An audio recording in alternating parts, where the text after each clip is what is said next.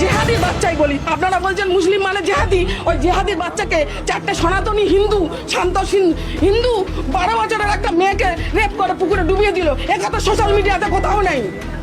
আর আজ চারটে হিন্দু ছেলে একটা মুসলিম 11 বছরের মেয়েকে হত্যা করলো, সেখানে আপনাদের ভাষায় যাকে এই পলিটিক্যাল পার্টি আসার কারণে শিখেছি যে মুসলিমরা জেহাদি। আর জেহাদির একটা বাচ্চাকে ওই শান্তশিষ্ট সনাতনীরা কি করে তাকে হত্যা করে, আর তর দাদা প্রাণ একটা শৈশবকে ধ্বংস করে দিল।